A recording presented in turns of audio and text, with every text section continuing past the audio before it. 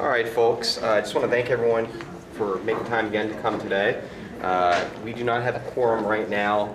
Treasurer, if you could just take note of the members present, and then when members do get here, we can just mark them present and disregard the formality of going through the roll call. Swift. On the agenda, we have a few items today. We'll have minutes to approve, so if you guys want to take a look at those now. Again, we'll do that when we have a quorum. Our monthly financial report, and then we have some budget transfers, just because our enhanced policy on keeping track of our financials, and as they go from one place to another place, they always go through the Finance Committee and the Board for approval. After that, we have our City of Columbus Economic Development Incentive Study presentation by Director Steve Shomi. Will be here to talk about their presentation. So I'm really happy that they made time to come today. Thank you very much. I really appreciate it. So with that, we will move right then into the monthly financial report. Mr. Pahoric, the floor is yours. Okay, thank you. This is the financial report for the month ending October 31st. As in pretty much all this year, we continue to have revenues running ahead of plan, expenditures under plan. Revenues about $21 million over plan at 6%, and expenditures now at about $12 million under plan, or 4% under. Looking at the major revenue categories, property tax, there's no change from the previous month. And now would you like to stop and? No, let's just continue. Oh, continue? Okay. We don't need to go through the Right. quorum process. Just mark it. As I said, no change from the previous month, as there's been no property tax activity in October. On the state side, we had a jump of about $5.7 million. The variance jumps to $5.7 million over plan versus $1 million last month. And that's because in October, for the October number 1 payment, this is the first time that the state ODE has put in all the provisions of the House bill. And they've got current enrollment and the provisions of the House bill. And for instance, our calculation of the cap is really the issue. Previous payments were based it was just last year coming forward, so there were no changes over what was going on last year. And so now they've got all the data in, and they, to give you an example, in the September number 2 payment, which was the old information, our total state funding, which was capped, was $328 million. The October number 1 payment shows $342 million on the cap, or up about $14 million. In our plan, our forecast, and in this spending plan, we have $341.5 million, so it rounds. What the state does and why there's a spike this month is that when there is a change in revenue like this, they tend to go through a calculation to catch you up as if you had been receiving that annual amount ever since the beginning of the year. So they catch you up. On the deduct side, if deductions go up, they tend to slow that down and spread it out over the remaining months. So they do what is kind of favorable from a cash flow purpose for school districts. So in this case, we did see a spike in the October number 1 payment, and that will even itself out. So just as an example of what that catch-up looks like, the September number 2 net payment to us was $5.8 million. The October number 1 net payment was $11.6 million. The October number 2 payment dropped to $8.3 million, and then the November 1 payment dropped to $6.6 million. So you can see it's going to level itself back out a little bit more than what we've been receiving in prior months, but it will smooth itself out. So we should see that variance work itself off in the next few months. Property tax allocation. Last month's timing issues resolved itself. You see we're right on target there. And the other categories on a monthly basis, there's nothing noteworthy to mention there. Can I ask a quick question? Yes. So I saw that they're considering the state's doing some adjustments on TPP. Yeah, it doesn't affect us. Oh, okay. Well, how come? Because our reimbursement for TPP is not in the category that they're making adjustments to. There are different phases or parts to that TPP reimbursement. And I just checked that out. I sent it to Eric Roush, and I said, hey, this hurts my head. Does this help or hurt us? And his reply was simple: does not apply, ignore it. And that was a good email. We can't ignore it. It's money. Yes, but doesn't help us at this point. It's a fix. The last time I think there was a fix And we too weren't, I'm trying to remember the last budget bill, they were doing some things with TPP, and I think it did help us out at that time, but this particular fix doesn't. There's a separate piece of legislation last General Assembly that kind of recalculated, it shifted, I think it went from, it shifted how the reimbursement flowed, phase down went, so we actually picked up a year. We Right. picked up a little extra money in another year. This particular provision was something that had been line item vetoed. It was very similar to a provision that had been vetoed in House Bill 49, but through negotiations with the governor and the legislative leadership they got in. It's for those districts who have heavily reliant upon payment for personal properties. While we had payment for personal properties, we're not as heavily reliant upon that particular funding stream. Thanks. You're welcome. All set? Moving on to expenditures year-to-date. Personnel continues to run under plan at about 4% under plan. I said before that we have now put into the annual amounts the anticipated increases that have been, they've all now been approved. Implementation of that involves putting the new wage rates in. That starts in one particular pay rate. Then we have to calculate some catch-up payments, so that it's as if the payment was made at the beginning of the fiscal year or school year. So we do that catch-up later. Those activities are going to extend through the second pay in December. So this will start to even itself out from a flow standpoint, probably in the January-February timeframe. So we should see that variance come down. It's, our conservative forecasting, that variance should be closer to the 1% to 2%. So if we were at that point here, it'd be about half this. So that's kind of my target, is to see that come down to the 3 to 4 million, 1% to 2% range on a year-to-date basis. Purchase services dropped to about 1.8 million under plan, and charter schools increased slightly to 671,000 over plan. We're still okay on what we anticipate to come out in charter STEM and vouchers relative to what we have in the plan. Nothing noteworthy right now in purchase services other than just timing issues. And the purchase services and the supplies and materials, 30% variance, is that playing Yeah, catch up? Is that a supplies and timing? materials, we continue to know that the three top items there, as they were last month, Fuel. are software, supplemental textbooks, and fuel. While against the plan, they're not spending as fast as we might have anticipated, but in the MD&A, you'll see on a budgetary basis, fuel is fully encumbered. We don't know where that's going to head, and the others are encumbered to a point. One, I think, is 75% encumbered, the other 30% encumbered. So we would expect here we're, a third of the way through the year. So from an encumbered standpoint, they're on target, they just haven't expended it. Does that make sense? That's it. Capital outlay, pretty much no change. Well, it's a little bit higher, it's only 84,000 higher, and this continues to be the residual effect of what occurred in, I think, either July or August of this year, with a carryover from the prior year that was large and not anticipated in the flow. So that may carry forward throughout the year, and it may not, as it could get smoothed out. Debt service, no change. Other objects, no change. Other financing uses, in that variance increased a bit, primarily because we didn't have a need for advances that historically it might have been called for. We use history to predict that, and it just wasn't required. So that's good news to be under plan there by 1.4 million. Overall, about 4% under plan. That was the same percentage as we were last month. But the dollar amount is greater, 12 million versus 7.2 last month. But much of this we anticipate to work itself out because of timing issues. So, and it's in the right direction in terms of conservatively looking at how our cash flow is going to work out.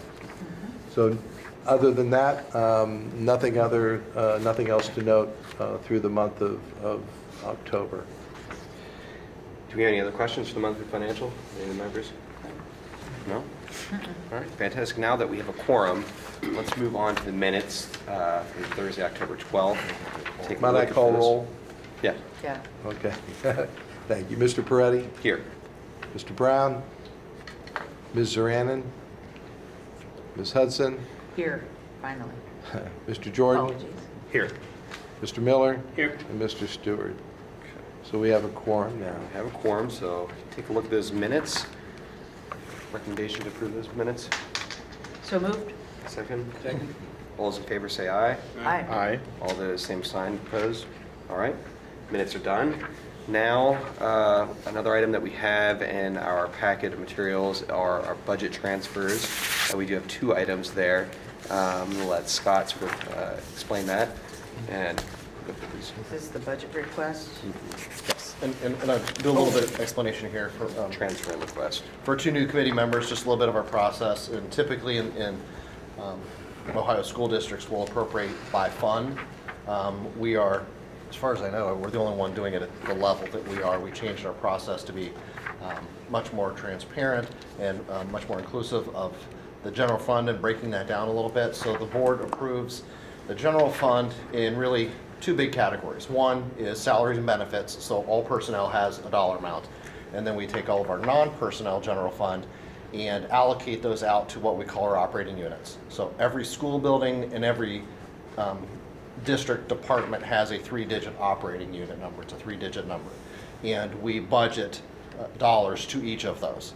And anytime we have a need to, for example, with these 2, move money from Stan's budget to my budget, we bring that to FAC to approve that, and then it will go to the board. Assuming that these get approved, then we'll take it to the board in terms of a budget amendment and update the appropriations resolution, just reflecting that, for example, the change of these, we've got a total of $72,000 combined between the 2, that we're not increasing the budget, we're just moving it from one department to another to pay for something that's come up that we need to do. So we bring those here. We've got folks here to talk about those and answer any questions that any of the committee members may have. We just think it's just a unique way of doing that and making sure that everybody knows what's going on within the specific buildings or departments at the committee level and the board level as well. So is there any questions about that before I bring up our first group here? Maurice Oldham, our Chief Operating Officer, is going to come up and talk about the LEDE software in the Outreach Services Department.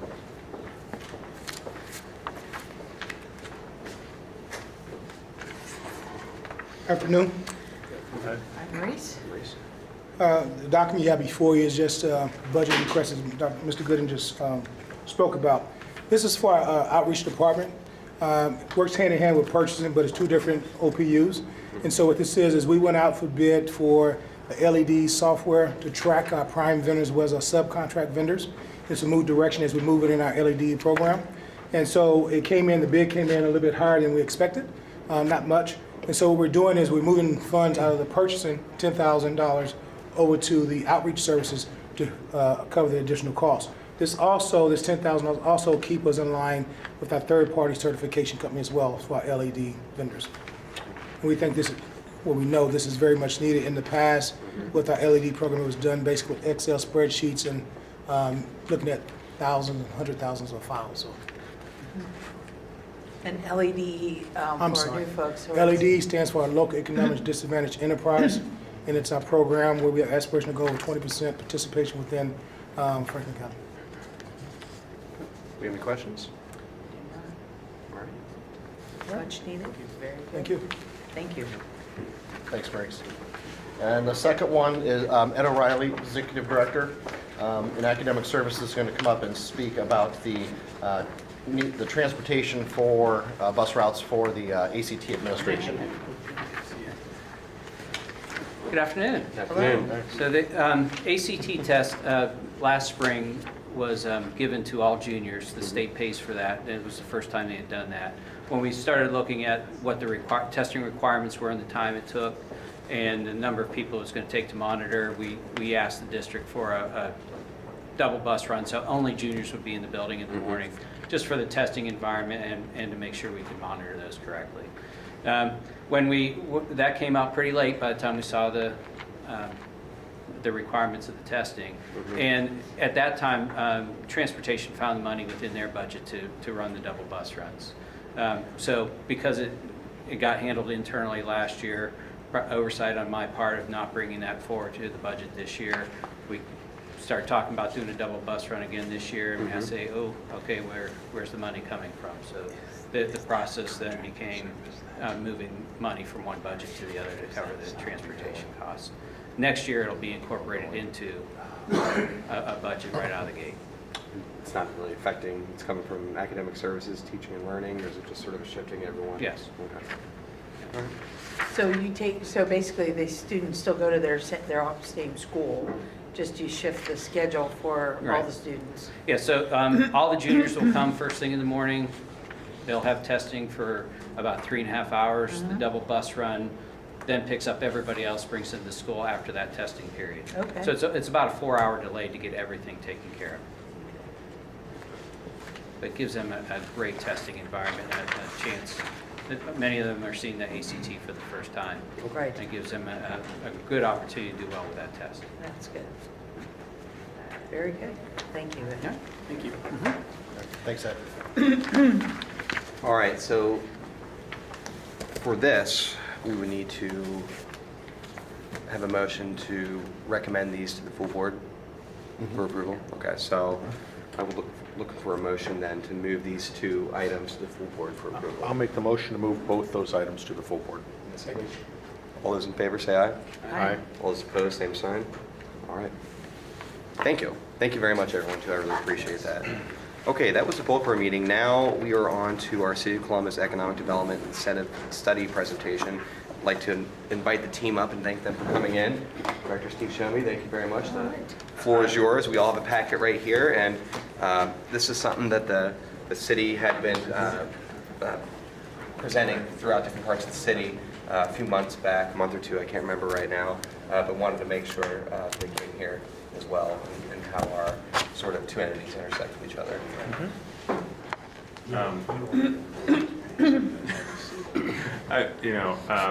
First of all, thank you for having me. And I do want to, Stan and I were just joking that I did not want to be seen on tape as being Stan or, but I do want to thank Stan and Eric for really being great partners with us as we've walked through this process. Hey, Stan, I need my presentation rather than your proposed general fund budget presentation.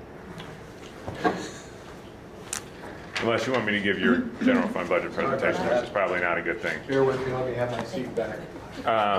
So while he's working on that, let me go ahead and give you some introduction. We started down this path about a year ago, looking at, for the first time ever, comprehensively, how does the city of Columbus deal with tax incentives, property tax incentives in particular. And wanting to look at it cooperatively with the schools in terms of what kind of an impact does this have, and how do we come about a system that really tries to accomplish all of our objectives. And we've gone out, we did 4 community meetings and 1 large meeting with the development community to get feedback from the community. And what I'm going to run through with you and what you have is essentially the presentation that I've given to everybody else. This is about a 2-hour presentation. I promise you I'm not going to go through that. I'm going to really go through some of the introduction, hit some of the key data points, and then jump to the conclusions. I'm happy to spend as much time with any of you, with any of the board members as you want, going through the specifics of the data, because there is some really fascinating data about our community that's contained within the study and within the report. But really, given the amount of time that we have this afternoon, I want to kind of jump right to it. One of the things that we spent some time with the community, I promise I'm not going to read this because I would have to put my glasses down in order to be able to do it, is really talking about what are we talking about when we say incentives and abatements. And I think it's worth taking a minute here today to kind of review that. And when we're talking about incentives, an incentive is a program that provides a benefit in order to encourage someone or a business to do something they weren't going to do or encourage them to do something that they might have already done faster. And a property tax abatement is a subset of incentives. Incentives are something we deal with all the time. A coupon is an incentive. Your special rates at your bank, for instance, are an incentive. Property tax abatements are a piece of that, and a property tax abatement is a type of incentive that reduces or eliminates the property tax on the increased value created by an investment for a defined period of time. Property tax abatements do not do the following things. Reduce the property taxes already being paid on a piece of property. The property taxes that are being paid currently do not go down. Property tax abatements do not last forever. They do not require the city, the schools, the county, any levy agencies to cut anybody a check. And they don't have any value unless the developer takes the action that we were trying to incent.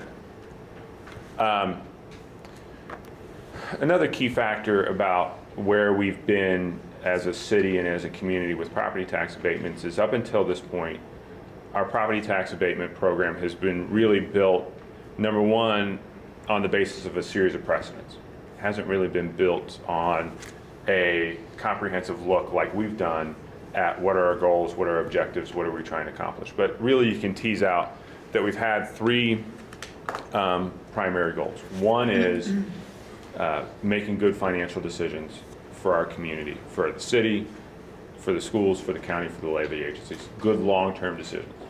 Number two is creating jobs and creating job opportunities for our residents. And three is encouraging investment in neighborhoods that have not seen investment, that have not seen the kind of growth that we want them to see. That's been it. That's really all we've been trying to accomplish with our incentive policy to this point. One of the fundamental questions we asked when we went out to the community is that enough? Should we have other objectives? What should those other priorities be? And I'll talk when we get further into the presentation about what some of those priorities were. So, one of the things I like to do when I do presentations on really complicated things is do the old sandwich method of tell you what I'm going to tell you, and then tell you what I told you. To jump straight to the conclusions, there's 7 main conclusions we drew out of the consultant's report. I really want to highlight a few of those. One is we had and you can divide the report into 2 sections. There's a detailed section on our business-focused incentives, primarily around commercial office and warehouse and industrial, another section on our housing incentives. When we did the community meetings, to be honest with you, we spent very little time on the community folks were not very interested in talking about the business incentives. I want to spend more time with you all on those today than on the housing incentives. The housing incentives, we spend a lot of time in community meetings. The reason I want to spend more time here today is because it has a more direct financial impact on the schools. Can we talk a little bit about the housing? We can talk a little bit at the housing. I promise I will try and leave time for the housing, because it's, again, I could spend 4 hours on all this with you, because it's He already really- has with us. Yes. Yeah. Is that all? So a couple conclusions. One, when you look at where we are as a community on a cost basis, we're where we should be. We had the consultants go out and compare us to 3 peer cities nationally. We're very cost competitive in terms of the cost of labor, the cost of housing, the overall cost of living, the cost of real estate. We are competitive. But when you look at where the city of Columbus is compared to our suburban neighbors, we are not as aggressive on an incentive basis as we are compared to our suburban neighbors. And I've got a map in here that some of you may have seen already. I know Mr. Peretti has, showing the differential. So we need to look at that in order to encourage property tax creating investment within our city. And by extension within the Columbus City Schools. The consultants found that we do a really good job of being transparent in terms of how in terms of what we've done on business incentives, but not so transparent on how we got there, or more importantly, how we're going to get there.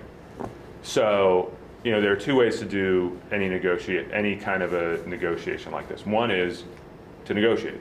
play poker, hold your cards close to the vest, try and control information and say, I'm going to out negotiate you. The other is to lay your cards on the table and say, meet these criteria, this is what you're going to get. We've been pretty far on the hold your cards close to the vest end of the spectrum. We need to move further down the end of the spectrum that says, these are the criteria we have. If you meet these criteria, this is the deal you're going to get. It's better for the private sector because then they have certainty. And there's one thing I've learned over the 20 plus years in the economic development business. Certainty is worth a lot of money.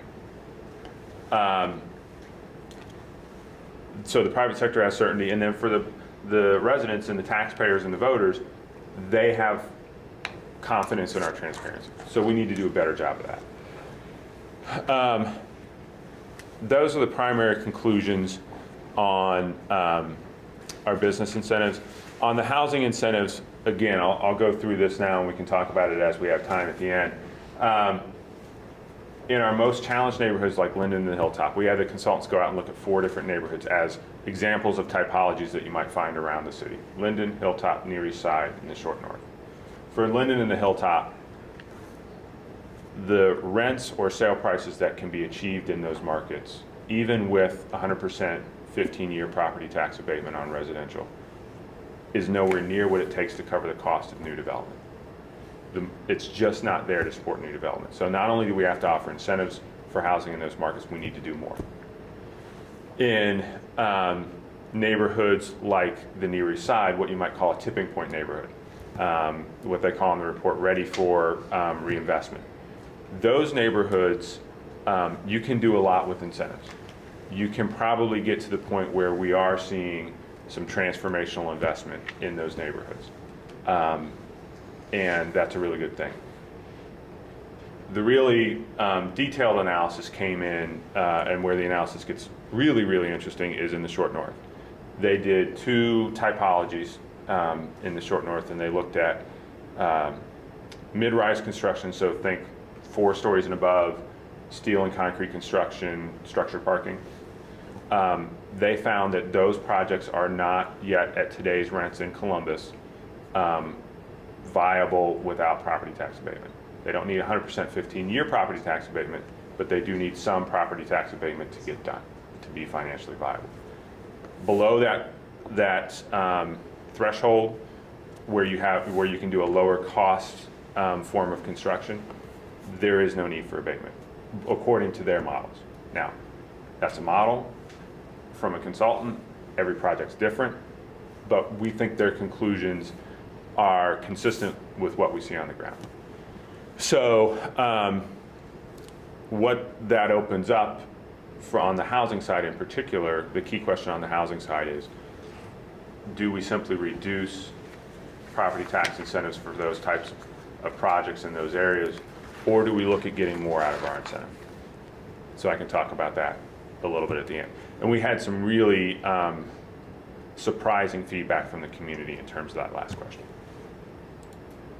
All right. I keep forgetting the mouse doesn't do this.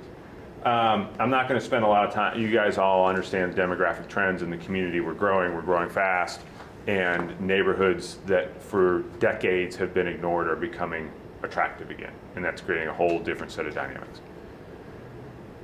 So getting a little bit more into the analysis on the business incentives, we had the consultants look at 3 out-of-state markets and then 3 local markets.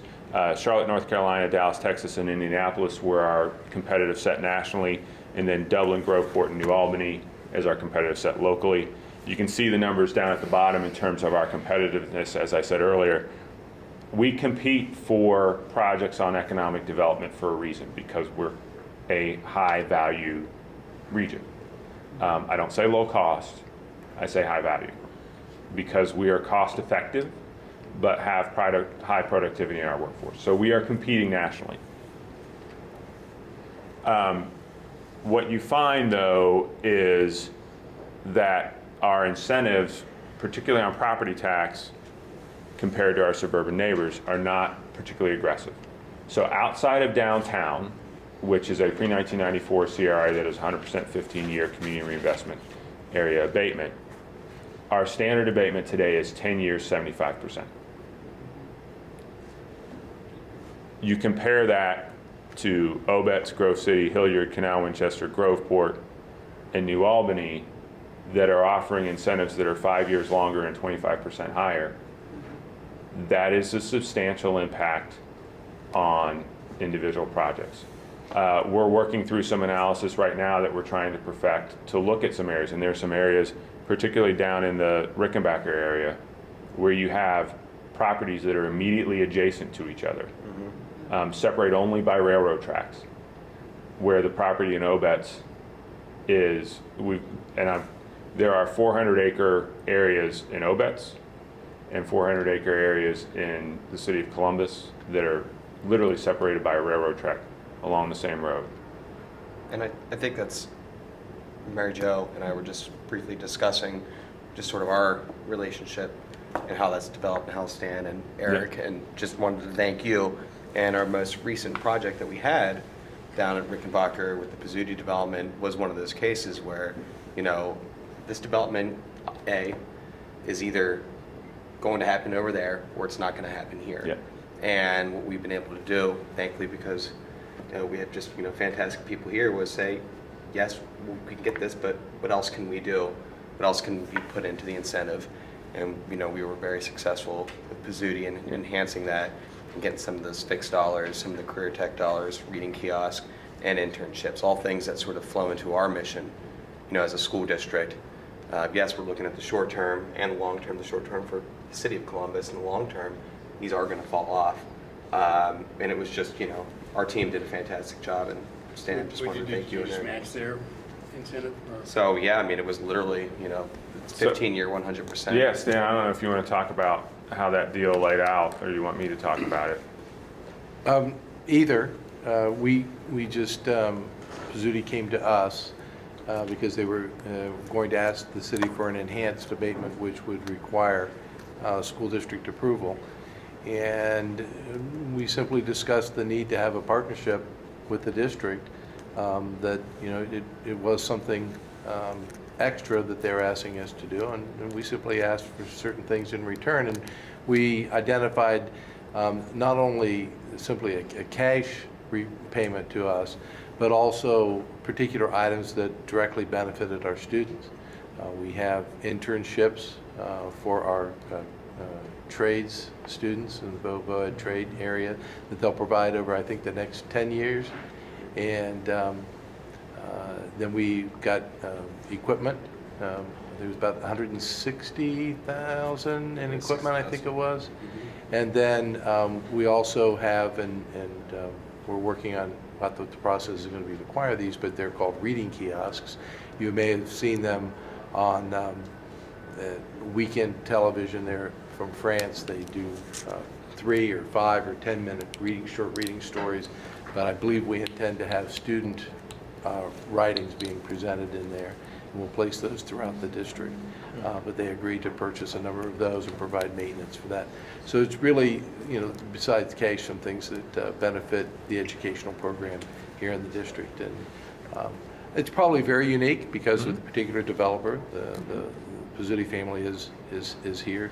So our discussions, which will be a segue, I think, at the end of this presentation, our discussions are what might we be able to do to standardize that kind of approach to this enhanced abatement request, knowing full well that it's not always going to be a local family that's coming in. It could be a developer from outside, but still wanting some partnership with the district as a result of the enhanced abatement. So we're working on that. If we have time, we'll talk about that a little bit.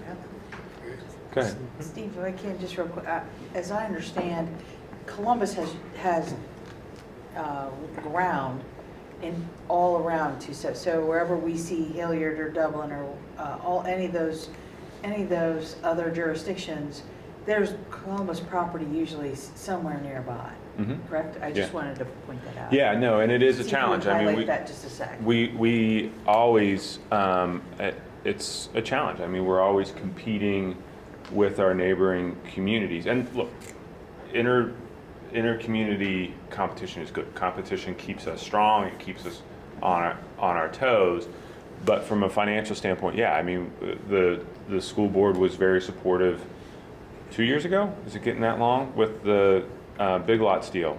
Yeah, I believe that would be the summer it's of been- 15, that's yeah, correct. it's been a year and a half maybe, which was our first step out into this world where, you know, it was literally one exit in from New Albany, and we negotiated a 100% 10-year property tax incentive. We didn't have to go all the way to 15 years.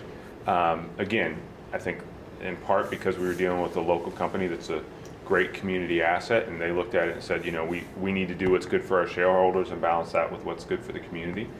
But it is always a challenge. It's not just in the Rickenbacker area. It's in Hilliard. It's in what people think of as being Hilliard. So there's a lot to do. And just in fairness to one of our suburban neighbors, we do have Dublin on there. Dublin has offered 15-year 100% abatement once for their project at Bridge Park.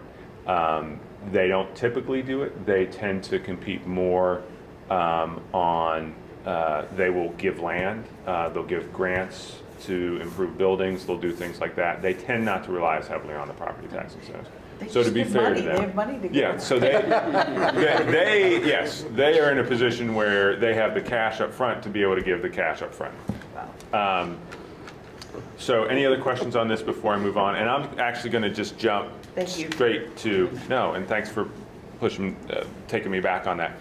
So to some of what Stan was saying, we are trying to learn from the two precedents that we have in the Big Lots project and the Pizzuti project. And really what we're going to be working with the school's administration on is having a plan to walk forward with together, where we come up with a system that makes us more attractive for business investment, that's easy to understand and administer, and provides opportunities for businesses to engage with the schools. So what do you really mean? That's a lot of fancy words and you haven't really said anything. What we're trying to work out is how do we come in with a system that says, if you want to do an enhanced abatement, here's the kind of investment that you need to make in the schools, both in terms of financial and then partnership. One of the things that I think we learned both at the city and I think from talking to Stan and Eric is the importance of engaging the business community with the schools and using this as an opportunity to foster that engagement.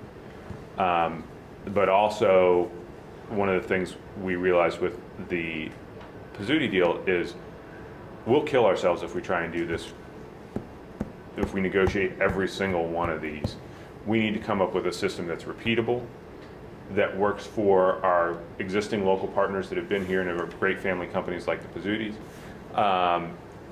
and works for somebody who's coming in from the West Coast and is looking to build a 500,000 square foot warehouse and employ 300 people, and they want to keep it simple. And we need to have a system that accommodates both of those. And so we're working cooperatively, particularly with Stan and Eric, to kind of come up with some ideas in terms of how we can meet those objectives, to be able to bring to the leadership of the schools as well as the leadership of the city, and really have something that we can go out to the community and say, the community as a whole and the business community, and say, this is the deal in the city of Columbus, Columbus City Schools, and be able to walk forward that way. That's the summary that I wanted to give on the business incentives. Before I move on to the housing, I wanted to stop and see what questions you have, what concerns you have, what ideas you have. Do you have any, I have a question, do you have any idea what other cities are doing, maybe similarly sized, or, to work with their school districts and business community? So around Ohio, you do see, in terms of the engagement, we haven't taken a lot of time to look at that. Around Ohio, in terms of the abatement, from my time when I was at the state, you did see communities that had worked out agreements in advance between the schools and the city so that they could walk forward and do this cooperatively. I think that's fairly common. What we want to make sure we find is, from the financial side, the right deal for us, and then we want to think creatively with the team at the schools about what are the things that we can do to get engagement. And we want to be flexible. We want to leave room in the policy to say to the business community, you can do these things. You can internships, like was done with Pizzuti. Great idea. Mentorships maybe is another idea.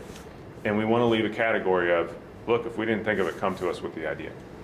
Because I think as we engage with the business community in this way, we're going to get some great ideas and some things that we didn't think of. So Stan, I don't know if you have anything Yeah, to I add to mean, that. we want to leave it open that as we, we're headed into budget season, and to the extent that we look for alternative funding, we want to keep these items on the list that maybe one of the developers would want to partner with us and sponsor an activity, a program. I was talking with David Baker today and looking at things in his budget area, and there's a particular program, and he said, that's something that we could have someone sponsor that we don't have to pay for out of our general fund. So it's that kind of optional pull-down menu list of items that we want to leave open, but know going in that there's this expectation that in return for the enhanced abatement, you need to partner. We need to come up with something. And so that's not, they know that going in. It's not a surprise that in order to do this development, to get this enhanced abatement, that you're going to be this part of the kind of a community partner with the district. So while we can enumerate some of those, we don't want a static list of those, because tomorrow's another day. Our needs may change over time. So that's the idea. We like it to be, on the one hand, we have every deal gets negotiated separately, and then on the other end of the spectrum, it's this way or the highway, cut and dried. We want to be somewhere in between there that gives an idea of this is a financial piece, and then here's this other relationship piece that you need to work out and get as much of it fixed as we can, but still leave that room for some variability and discretion in there and how we set that up. Yeah, if you'll allow me to venture into an area that, if I blow this analogy, feel free to ignore me. It is a little bit like, we want the financial piece to be really kind of core curriculum, right? It's what you have to do. And we want to have some electives, but we also want to leave the opportunity for an independent study if somebody wants to go down that path, if you will, in terms of the engagement piece. All right, Yeah. other, I think it's figuring out a way that because I think what the community, at least in my experience, community has a hard time understanding. It's hard to communicate that part of this is about growing the investment, and that by the time you grow the investment, it has time to mature. Then, with Easton as an example, that would have been ground that we were getting next to nothing for in terms of property taxes, but once the abatement is off, then a lot of property taxes. and again, we just started on this analysis this week, and I haven't even had a chance to run through it with Stan, but there are two 412 acre sets of land down on the far south, and there are 5 acres that are still abated that are generating more revenue for the Groveport Madison schools than the 412 are for Columbus City. Because the 412 are all agricultural versus the other. When I guess to the point, it's about balancing that versus how do we, in putting something like that together, how do we explain or do something that has some metrics that shows that what's given isn't just a feel-good grant or something, but it actually has some measurable value. I think that's Commensurate with, like, it isn't a loss, but it, with taxes that were foregone. At the end, how do you evaluate whether the deal that you had at the very beginning, how do you evaluate that that was an effective way, and then how do you communicate that to the general public to understand that?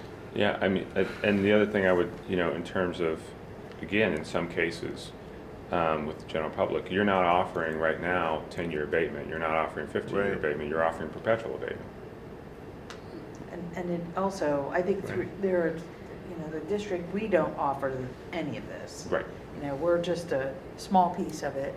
And the third thing I would say is that I think in what we come up with in terms of it would be having some broader categories that maybe get reevaluated every couple years, but say it's technology, for example, and it would be technology, equipment, opportunities, and, maintenance or something like that. But we, I think then we reevaluate that so it's not static, and then that has there are other opportunities if a business wanted to customize what they were doing. Yeah. But I think to have that consistency and then to develop both the messages and the measurements for this is value that has meaning for the district. So, and then we're rooting, everybody can root for more of that investment instead of dreading it. Yeah. Good. Other questions, comments, concerns before I move into the I'm reserving my next one for the housing residential. section? Yeah, Okay. yeah. All right. Stan, anything you wanted to add before I move? I'll just throw in, I did have a conversation with Board Member Brown this afternoon, and he was apologetic and disappointed that he could not be here because he was very interested in hearing the report. He has some comments about the study, about the concept of abatements in general. I shared with him this discussion about what we're working on. I don't want to speak for him, but my impression was he understood it. He was very much in favor of our collaborative efforts in that area, and he looked forward to an opportunity at a later time to chime in or Always happy. give for Mr. Shoney a little what for here in some fashion. So I assured him that he would be provided that opportunity either individually or somehow collectively in the future. But he was very interested, but unfortunately could not be here today. Okay. All right, I'll keep moving. So, as I said earlier, we asked HR&A consultants. We also had them work with Vote Strategies, Inc., VSI, which is a local real estate analysis firm, to analyze 4 neighborhoods. They're listed up there: Hilltop, East Side, Linden, and the Short North. Not because we're going to do anything special in these areas, but more because we thought that they represented some typologies for what we could use as lessons around the city. They went in and did some really pretty interesting analysis on each of these neighborhoods. This is one of the slides that struck me the most. And if you look at, so this is the median household income in each of the 4 neighborhoods in Columbus as a whole in 2000, 2010, and 2016. If you look at the median household income in the Short North in 2000, it was on par with Linden and the Hilltop. I point that out because it gives you a sense of how rapid and dramatic the change in that neighborhood has been. I think it's easy for everybody to forget that. I guess looking around the table, for all of us, it feels like it was a long time. It feels like it was yesterday. There are a lot of people who live in that neighborhood now who think it was, ancient history. But it really is an incredible story of rapid change. As I go out and talk to communities, I always make sure to point out that I think it's a good thing, but in neighborhood development, it's very rare that you have something that is an unmitigated good. There are consequences to development. There are consequences for families that live in those neighborhoods and may depend on having affordable housing in those neighborhoods. That, gentrification is a challenge, and it's something that it's a lesson. We are looking at the Short North as a lesson, as a place to learn lessons from, not as a model for the future. Because there is no neighborhood that's just like the Short North. There's no neighborhood that's just like the Near East Side. There's no neighborhood that's just like the South Side. but we need to draw lessons from each of them. This is looking at the population change in each of those markets, and again, the fact that we've added 22.5% to our population in the short north just in 16 years gives a sense of how rapid the development has been. And again, this is looking at the age profile of in-migration in each of those neighborhoods. And in each of the neighborhoods, you see most of the in-migration is in folks under the age of 35. What's striking here is that every year, 30% of the population of the short north is made up of new residents. You're getting that amount of turnover, and you're getting that amount of influx of younger individuals, millennials, whatever term you want to use. And the other thing that you're seeing is you're seeing a fair amount of movement in some of these neighborhoods in the other age demographics as well. With this slide, the important thing to note here is the comparison of the Near East Side and the Short North. Neighborhoods that have an interesting housing stock, proximity to job centers, and an engaged and active community and a sense of community have the opportunity for rapid growth and investment, in my opinion. I think that's what we've seen borne out in the Short North. It's what we've seen borne out in Wyland Park. I think we're going to see that borne out on the Near East Side, and I think if you look at the Hilltop, there are sections of the Hilltop that, in particular, that age of housing stock can be a proxy for character, for lack of a better term.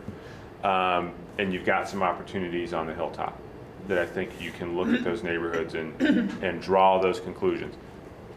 The other thing to look at in this is how to go with the changes in the demographics in the Short North. The difference between the Short North and the Near East Side is that 15% bar at the top, which is in new units since 2000. So that influx of new units has led to an increase in the median household income. That increase in median household income has been accompanied by, as you might expect, increase in prices. This increase in prices is important for two reasons. One is it's an indicator of affordability. But on the other side, it's an indicator of how close we are to being able to have fully market-supported investment where we don't need subsidy, which gets to the central question that we have on whether or not to offer incentives. So, at the risk of fully boring Mr. Miller, because I know he knows this inside and out, let me run through with you, and I'm a little nervous because I'm worried he's going to correct me if I get some element of this wrong. Abatement is to solve a problem of a gap in whether or not a project is feasible. You do abatement because you don't think a project's feasible. The elements of a housing development project are pretty simple. You've got the cost of the land, you've got your soft costs, which are the architects, the planners, the fees to the government, all those things. You've got your hard costs, which is essentially your building materials. You got your financing. No offense to Mr. Miller, the banker always gets his piece.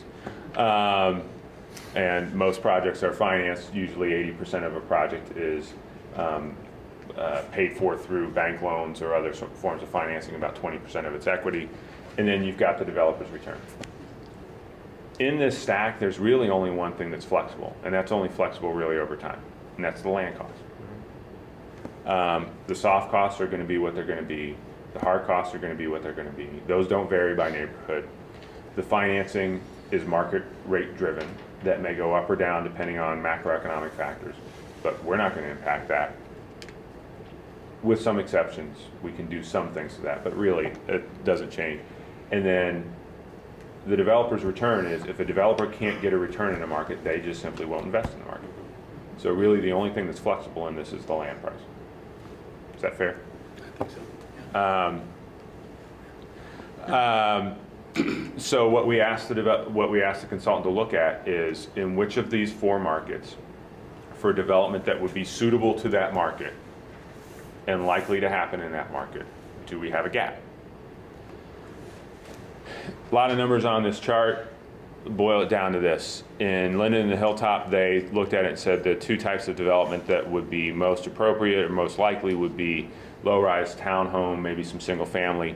When you look at what the average market rents are and sale prices in those two neighborhoods and what it would cost to build that type of product, even with an abatement, we still have a $70 per gross square foot gap between what it would take to get a project built and what the market will bear. That does not mean that the city is going out and saying we want to see prices in those markets increase $70 per square foot. That's not what we want. The message in that is, in order to improve those neighborhoods, we need to continue to do abatement very aggressively, but we also need to figure out how to do more. For the Near East Side, if you look at the numbers, they're not that different. Particularly for mid-rise, they're a little closer for the townhome style. But if you dive a little deeper in the Near East Side, you see pockets where rents are getting to the point where they're close enough that you probably, with just abatement, you can see people get rents that are closer to what you see in downtown and closer to what you see in the short north. So we think that we would call that kind of a tipping point neighborhood where probably with abatement you get what you want. This is a good place to point out the city's objective. We have two objectives. One is to ensure that we have affordable housing for all of our residents, but just as importantly to ensure that we have mixed income neighborhoods. So while in the short north our focus clearly is going to be about ensuring that we get more housing that's affordable to more people into the short north. In other neighborhoods, we may look at the neighborhood and say there's plenty of affordable housing. Maybe that affordable housing needs upgraded, but in order to deliver the kind of services through the private sector that we want in that neighborhood, we do need to encourage more market rate housing, and market rate housing that's at a higher rate, because that's what will help bring the coffee shops and the grocery stores and the dry cleaners and the various kinds of services that the neighborhoods want and see the improvement in the neighborhood. So yes, we want to encourage a breadth of affordable housing across the city, but more importantly, we really want to encourage mixed income neighborhoods. So from a housing policy standpoint, it's very nuanced. It's not just we want to do affordable housing, but we want to build mixed income neighborhoods. So in the short north, as I hinted at earlier, when we had the consultant look at mid-rise, essentially wood frame construction, no need for structured parking projects, there is not a need for abatement, according to our consultant's analysis. Given construction prices when they did the analysis in the spring and all those other factors, that's what the numbers showed. And that's consistent with kind of what we're seeing on the ground. And there's a $27 per square foot excess that's going to those projects. That's being divided among developers and property owners and various folks. For the mid-rise construction, there is still a gap in order to get the project done. However, that gap is more than covered by 100% 15-year abatement. So that gives us the ability to do one of two things: scale the abatement back or ask for more in return for the abatement. Questions about this before I move on? There's a lot to digest on here, and this is really fundamental to what our decisions are about what comes next. So the consultant recommended that we divide the city's abatement areas up into three categories: persistently disinvested, ready for reinvestment, which is the term I can never remember. I just always want to call them tipping point neighborhoods because that's the one that's what they mean. And then market ready. Think short north, maybe Fifth by Northwest. I don't know. We've got to do the analysis. That's the other obvious one that I would look at to say that might fit into that category. And offer differential abatements and differential systems in each of those areas. That's the process we're going through right now to figure out what we think the right policy is in each of those. What I will tell you that really genuinely shocked me as we did the community outreach. So I'd go through this whole presentation and, go through what our conclusions were, go back through my conclusions, and at the end of the day, I would get to this slide and I'd say, okay, we had our original 3 objectives. We have a choice. We have a choice to make. We can either reduce the incentives or eliminate as appropriate in areas like the Short North, or we can look to accomplish other objectives in addition to the 3 we've always had: smart financial decisions, job creation, and investment in neighborhoods. We've talked to probably 130 people. Not a single individual stood up and said simply reduce the incentives. And I'm an old economics major. I was an economics major in college. I said, okay, let me ask the question again. Is there anybody who says we should just simply let the system go? And no. The thing that we heard over and over was concentrating on ensuring that that we have mixed income neighborhoods and affordable housing. That's what we heard from the community. There was also emphasis on historic preservation, on brownfield remediation, and on making sure that we have green space in our neighborhoods. But the vast majority, I think it's fair to say, were focused on the affordability and mixed income issues in our neighborhoods. So we're working right now on, from the city side, putting together a plan that says, okay, how do we have a system that treats each of these categories of neighborhoods in a way that accomplishes that goal? You've got questions, I know, so go ahead. Well, I think this is, I know it makes sense, so first it makes sense.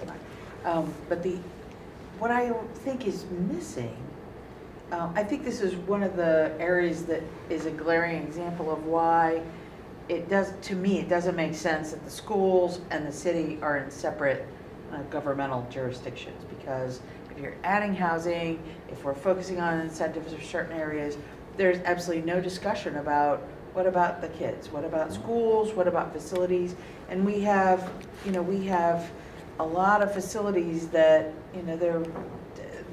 we've worked on deferred maintenance issues and other things, but they're keeping up with existing facilities is difficult, and then as people move around, as demographics change, we might need a facility. Short North is an example. When do folks stay with kids? And people leave, I live in that area. People leave when their kids get close to school age. And we have worked on building up Hubbard, we have the Gifted Academy, now in that area, but there aren't a lot of schools.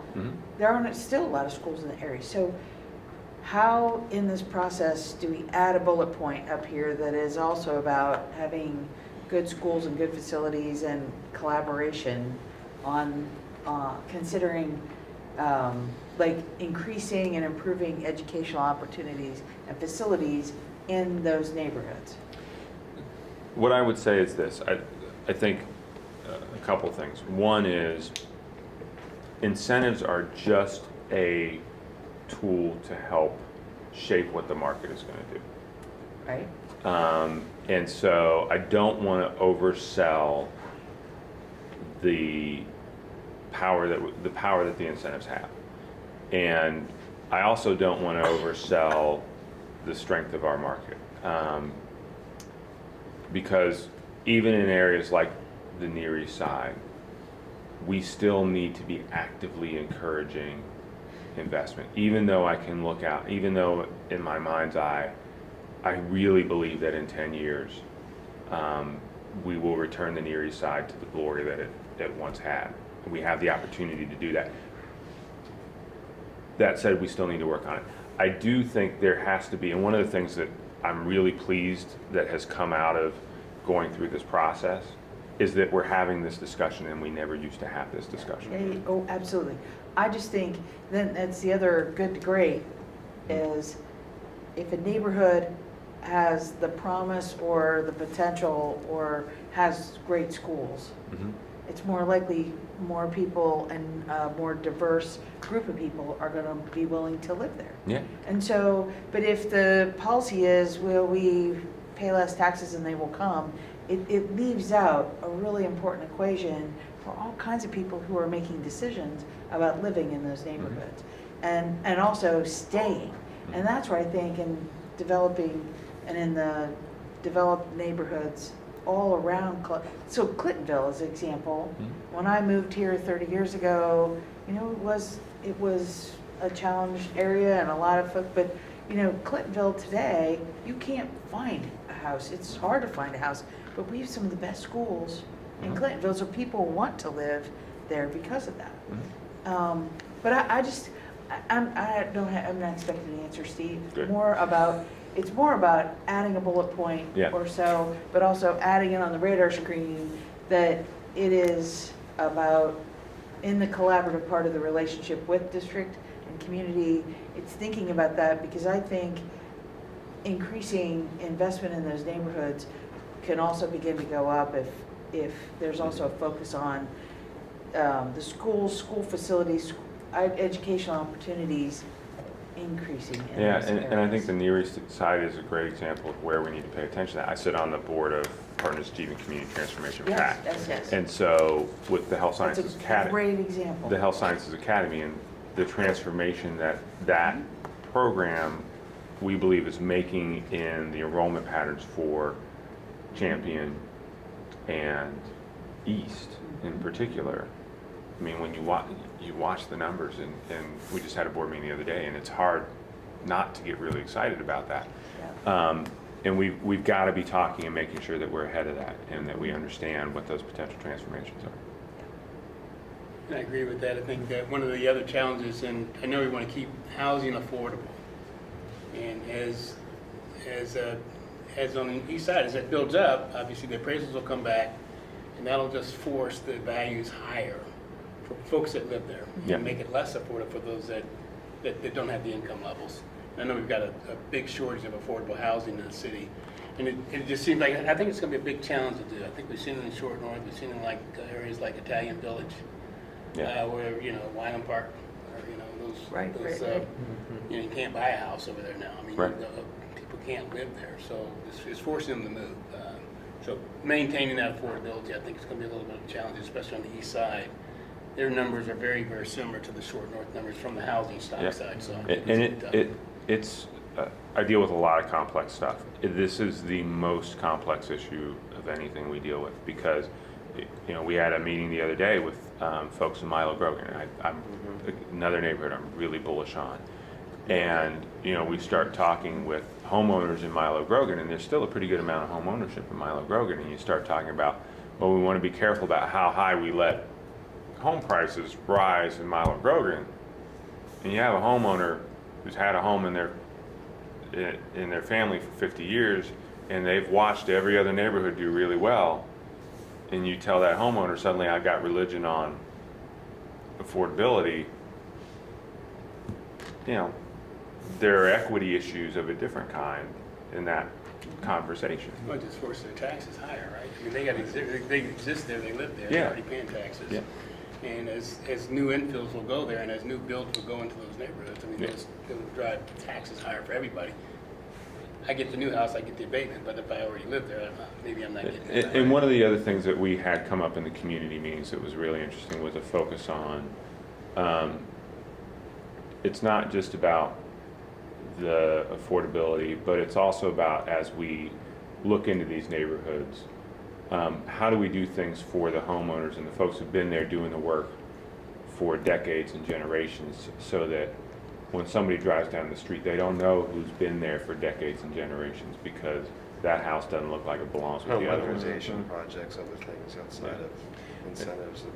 Yeah, and so look, as I said, I could talk to you all day about this. It's a great study. It's really good.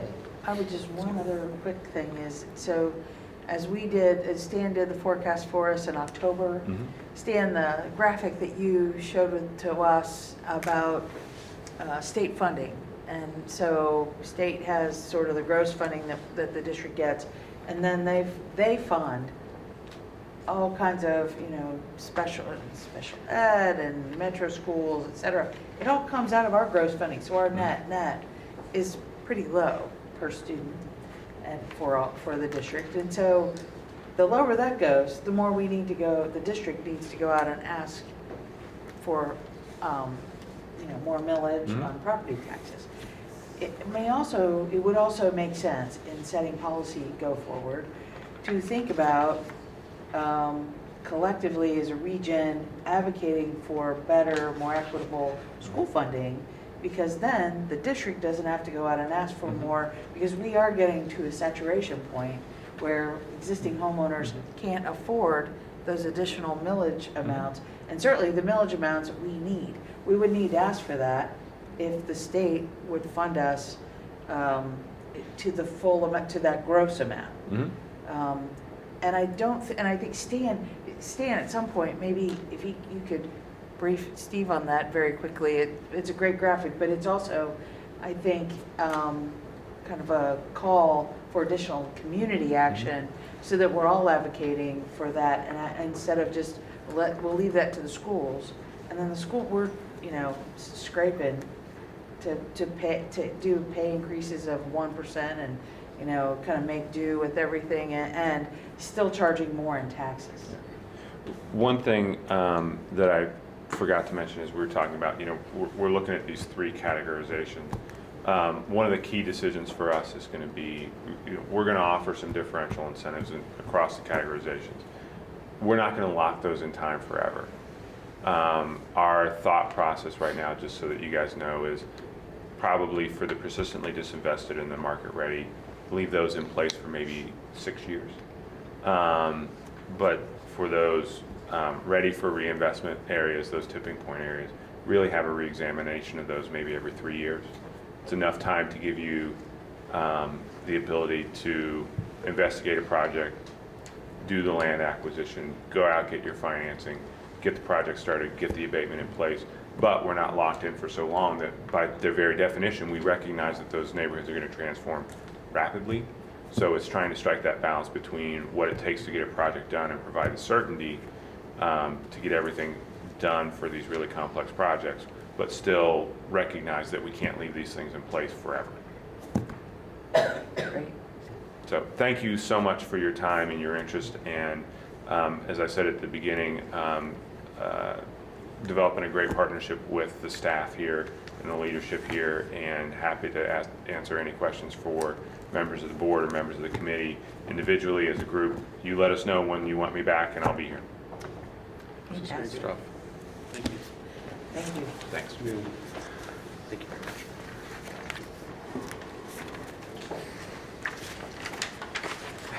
Get out of my chair.